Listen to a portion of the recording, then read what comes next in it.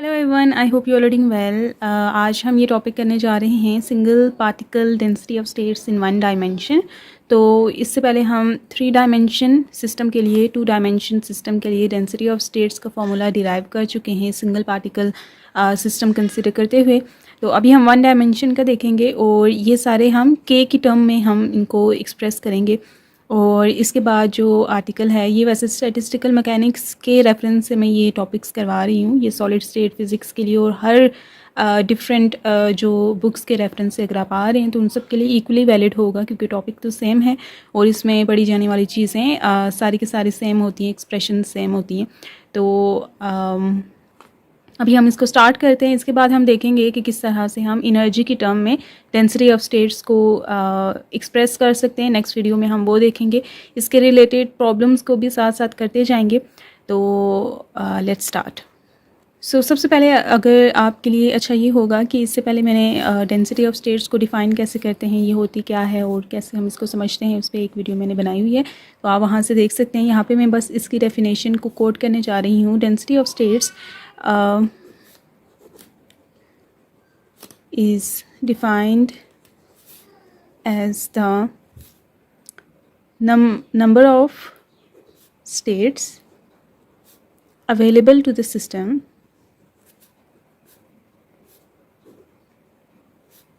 per unit volume per unit energy interval। अब density of states को किस form में एक्सप्रेस किया गया है दैट मैटर्स, कि आप यहाँ पे एनर्जी इंटरवल यूज़ करेंगे, वेवलेंथ इंटरवल यूज़ करेंगे, फ्रीक्वेंसी इंटरवल यूज़ करेंगे एंड सो ऑन। ठीक है, तो आपने डी को के की वेरिएबल में अगर एक्सप्रेस किया है तो आप यहाँ पे वेवलेंथ इंटरवल यूज़ कर सकते हैं, word wave vector interval use कर सकते हैं। अगर आपने ओमेगा की फॉर्म में किया है तो आप फ्रीक्वेंसी इंटरवल का वर्ड यूज़ कर सकते हैं। अगर आपने एनर्जी की टर्म में किया हुआ है तो आप एनर्जी इंटरवल यूज़ कर सकते हैं। तो ये डिपेंड्स, तो आप इसमें energy, wave vector and wavelength, frequency कोई भी वर्डिंग यूज़ कर सकते हैं। तो डेंसिटी ऑफ स्टेट्स आपको बताती हैं कि कितनी स्टेट्स अवेलेबल हैं आपको per unit volume 1 metre cube में, कितनी स्टेट्स आपको अवेलेबल हैं। वो स्टेट्स आप हमेशा एक इंटरवल में देख रहे होते हैं कि लेट्स से अगर आपके पास एनर्जी है E और E प्लस डी ई, ठीक है, तो आप ये देखना चाहते हैं इस एनर्जी के इंटरवल में, ठीक है, तमाम पार्टिकल्स जिनकी एनर्जी E और E प्लस डी ई के दरमियान आ रही है और जो भी चीज़ें हैं, तो कितनी स्टेट्स अवेलेबल हैं इस एनर्जी इंटरवल में। ठीक है, फॉर एग्जांपल 10 स्टेट्स अवेलेबल हैं, 20 अवेलेबल हैं, तो ये आपको बताता है कि एक ख़ास इंटरवल में आपको कितनी अवेलेबल हैं स्टेट। इसके अलावा इसकी मोर डिटेल्ड जो डिस्क्रिप्शन है और डिस्कशन है हमने एक पर्टिकुलर वीडियो में किया है जिसमें हमने डेंसिटी ऑफ स्टेट्स को डिफ़ाइन किया हुआ है, तो आप वो देख लें तो बहुत अच्छा होगा। मैं डिस्क्रिप्शन बॉक्स में उसका लिंक दे दूँगी। तो अभी हम जो मेन फोकस है, इसकी एक्सप्रेशन हम डिराइव करना चाहते हैं फॉर 1 डायमेंशनल सिस्टम, तो वो करते हैं। तो हम सबसे पहले अपना सिस्टम इमेजिन कर लेते हैं। Consider we have 1D system of a particle of mass m, okay, and let the length be Lx, ठीक है, in x direction, okay। L in subscript हमने x लिखा है टू शो कि हम x डायरेक्शन को कंसिडर कर रहे हैं। कोई भी एक डायमेंशन कंसिडर करनी है तो y भी हो सकती है, z भी हो सकती है, x भी हो सकती है, मैंने x ले लिया, ठीक है। तो इट्स अपॉन यू, कोई भी एक डायमेंशन लेनी है।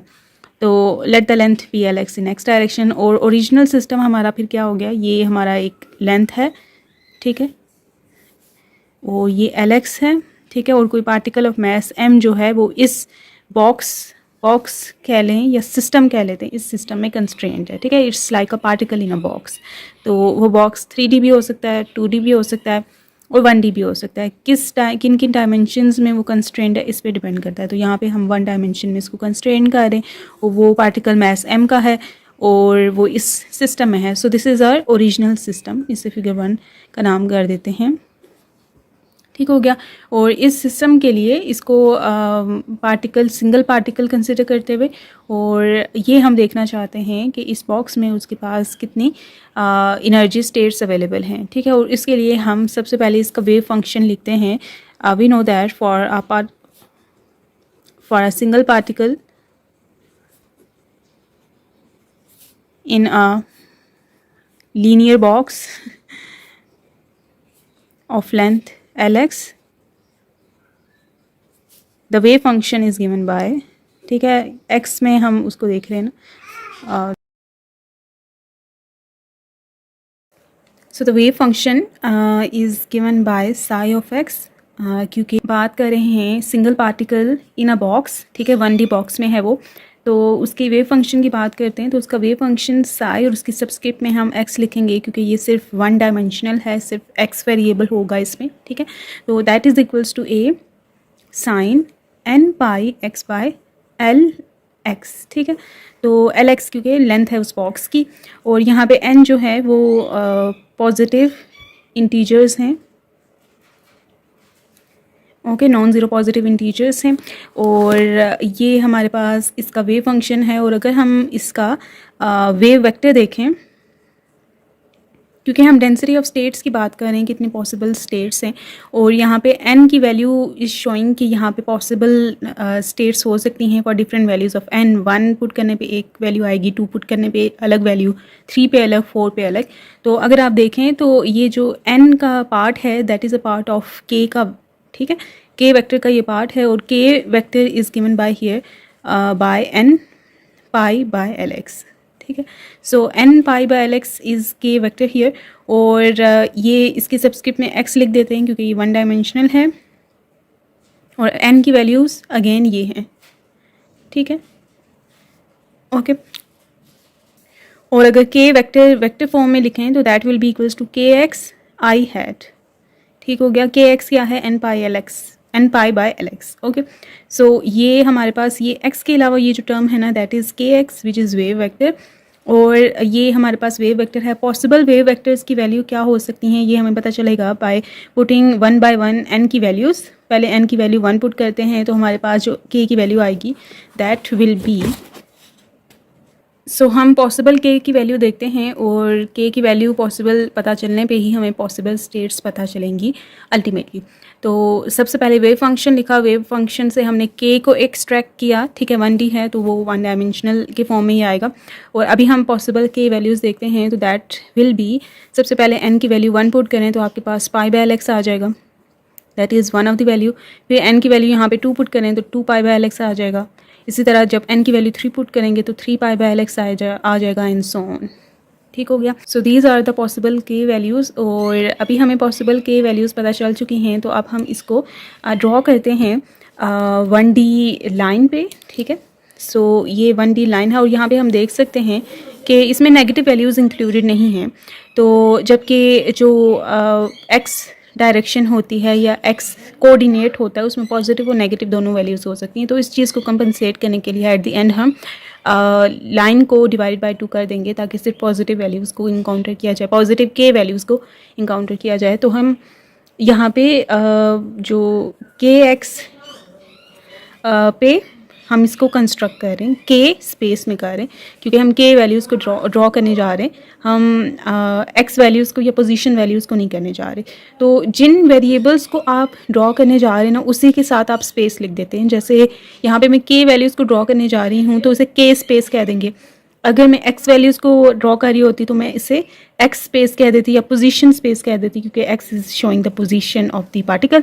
तो ये इस चीज़ पे होता है। तो ये वर्डिंग है जस्ट, इसमें कोई ऐसी वैसी बात नहीं है।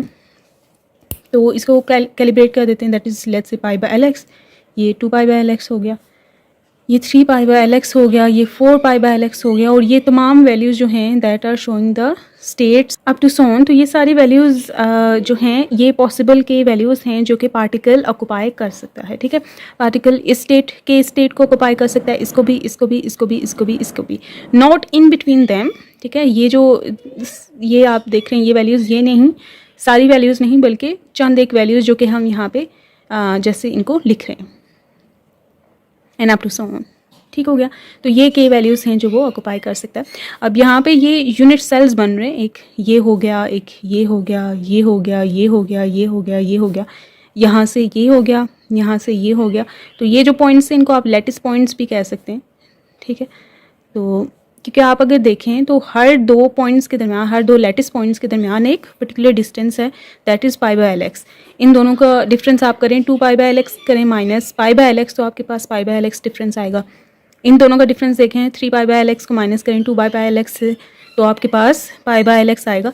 तो यहाँ पे 2 लेटिस पॉइंट्स का जो ये आपके पास बन रहा है ना डिफरेंस, वो पाई बाय एल एक्स बन रहा है थ्रू आउट, ठीक है। एक periodicity है, periodicity is repetition of some order, ठीक है, repetition of some pattern.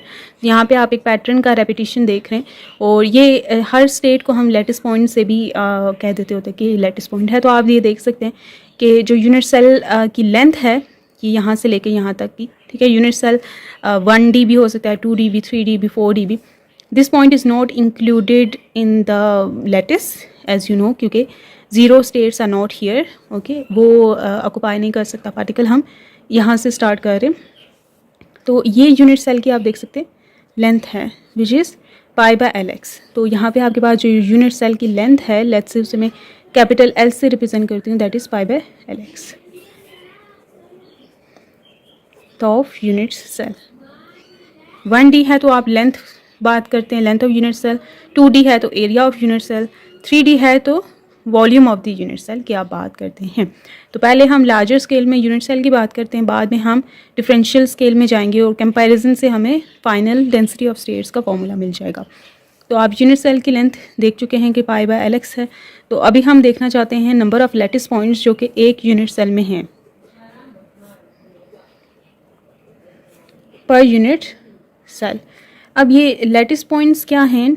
States हैं, के पॉइंट्स हैं। Lattice points are the states that can be occupied, ठीक है। तो वो हम देखना चाहते हैं कि वो क्या हैं पर यूनिट सेल। तो अभी हम number of lattice points per unit cell देखना चाहते हैं। तो इसके लिए आप ये देखना चाहते हैं कि एक यूनिट सेल में net number of lattice points क्या हैं, ठीक है। एक यूनिट सेल में आप, ये ऐसा ही है जैसे आप number of atoms per unit cell find out करते थे एसएसपी में, ठीक है।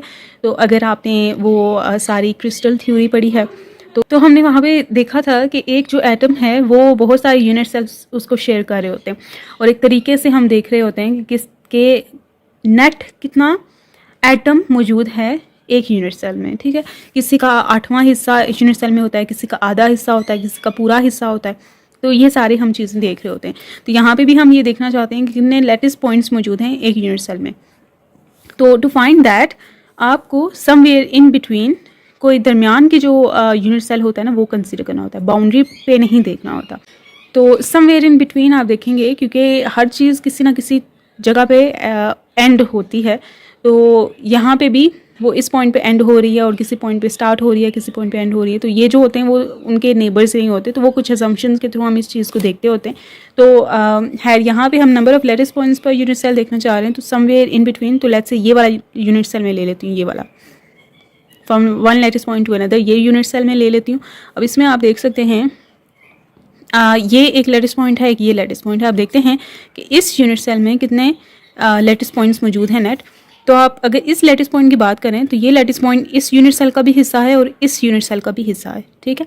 तो ये lattice point is shared by this unit cell and also by this unit cell. तो इसका आधा इधर है और आधा इधर है। तो contribution, net contribution of this lattice point to this unit cell is half, okay, not completely, because it is shared equally by this one unit cell too. तो यहाँ पे इस लेटिस पॉइंट का इस यूनिट सेल के साथ contribution क्या है? हाफ। तो यहाँ पे लिखते हैं हाफ पे प्लस, क्योंकि एक और लेटिस पॉइंट भी है।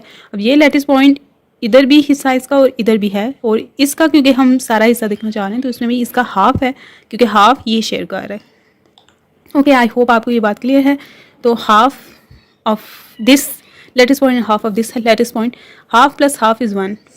Okay, so net number of lattice points जो कि पर यूनिट सेल आ चुके हैं वो है 1। Now let us find out the density of lattice points.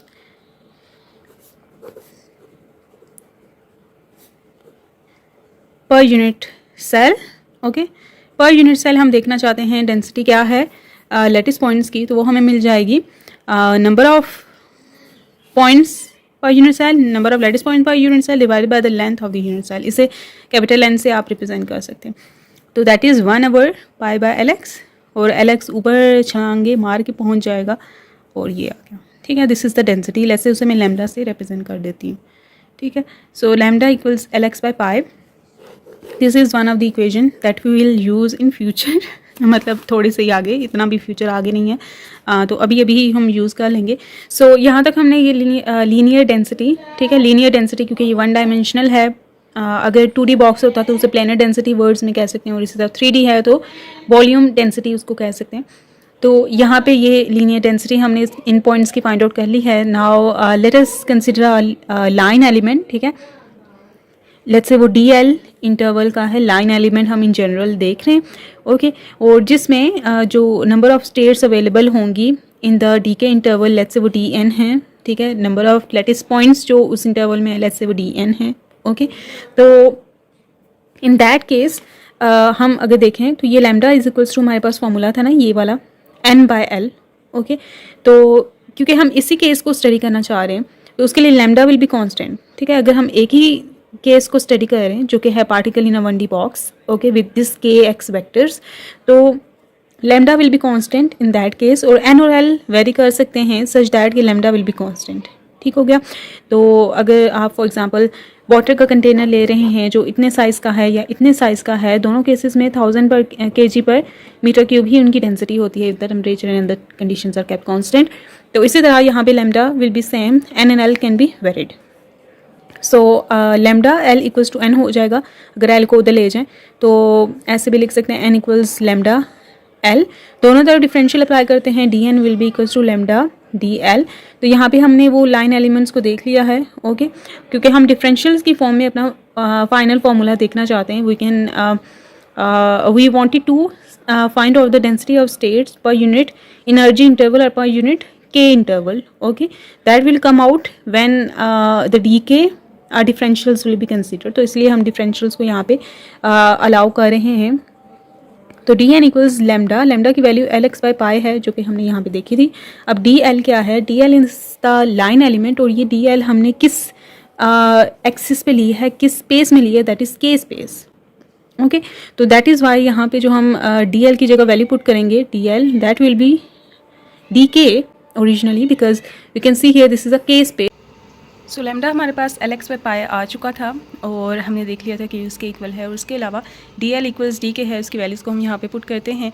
तो पुट करने के बाद हमारे पास जो फॉर्म बन जाएगी वो कुछ इस तरह से होगी। तो DK के साथ जो भी टर्म होगी that will be the density of state in K space, ठीक है। यहाँ पे जो हमने फॉर्मूला डिराइव किया है वो है DN equals Lx/π DK।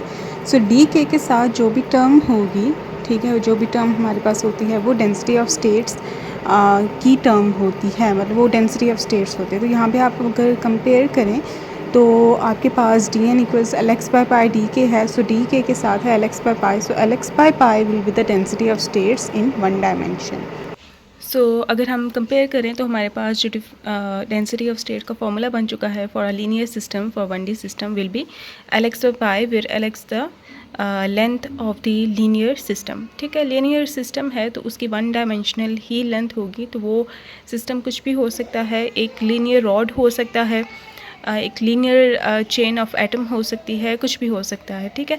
So density of states का formula for 1D system is simply L/π भी आप इसको लिख सकते हैं, where L will be the length of the linear system, ठीक है।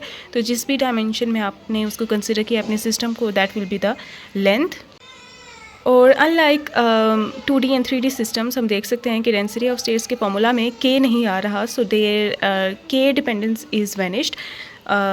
ये हम देख सकते हैं कि this is the density of states का formula and there is no K in here, तो K पे डिपेंडेंट नहीं है, and this formula will give you the available states per unit volume पर यूनिट K इंटरवल, ठीक है। तो जो जिस चीज़ में एक्सप्रेस किया होगा ना अपनी डेंसिटी ऑफ स्टेट्स का फॉर्मूला, यहाँ पे हमने K में किया है ना, तो that formula will give you the density of states in K interval, ठीक है। डेल्टा K इंटरवल में या D के इंटरवल में कितने एनर्जी स्टेट्स, D के इंटरवल में कितने अवेलेबल स्टेट्स हैं, ये फार्मूला आपको ये बताएगा। अगर आपने डेंसिटी ऑफ स्टेट्स का फार्मूला E की फॉर्म में एक्सप्रेस किया हुआ है तो उसके साथ डिफरेंशियल भी E का ही होता है, तो that will give you the available states in DE interval, ठीक है। तो ये डिपेंड करता है कि आपका फार्मूला किस चीज़ में आपने एक्सप्रेस किया हुआ है। तो D को आप ओमेगा की फॉर्म में भी एक्सप्रेस कर सकते हो, लैम्डा भी, K भी, ई बी, ठीक है, वेरियस डिपेंडेंसीज हैं इसकी, क्योंकि ये सारे एक दूसरे से रिलेटेड होते हैं। K B, omega and E, they are all interconnected. So D भी जो है इन तीनों पे डिपेंड कर रहा होता है, तो इट्स ऑप्शनल कि आप डी को किस चीज़ में एक्सप्रेस करते हो। के में भी किया जाता है, ई में भी किया जाता है, ओमेगा में भी किया जाता है, डिपेंडिंग अपॉन आप कैसा फॉर्मूला डिराइव करना चाहते हो, ठीक है। सो दे आर ऑल इक्विवेलेंट, और हेंस आप देख सकते हैं कि अब डी ऑफ के जो है that is directly proportional to the length of the box, ठीक है। पाई इज़ अ कांस्टेंट, वो वेरी नहीं होता, तो एल पे डिपेंड करता है। सो जितना लेंथ ज़्यादा होगी ओरिजिनल सिस्टम की, उतनी ही ज़्यादा अवेलेबल स्टेट्स होंगी per unit volume, per unit के इंटरवल। ऑल राइट, तो यहाँ पे हम वो चीज़ देख सकते हैं। एंड या this is the density of states formula for a linear system. And for 2D and 3D system मैंने उनके भी वीडियोस अपलोड की हुई हैं। आई होप इन्होंने आपको हेल्प किया है। मैंने कुछ प्रॉब्लम्स को भी सॉल्व किया हुआ है, जिसमें हमने देखा था कि किस तरह से डी ऑफ के को हम कन्वर्ट कर देते हैं डी ऑफ ई में, ठीक है। एक सिंपल ट्रांसफॉर्मेशन इक्वेशन है जिसको यूज़ करते हुए हम ये करते हैं। सो आप उन प्रॉब्लम्स को भी चेकआउट कर सकते हैं इन प्लेलिस्ट, ठीक है। सॉलिड स्टेट फिज़िक्स 1 या 2 की प्लेलिस्ट में आपको वो प्रॉब्लम्स मिलेंगी। या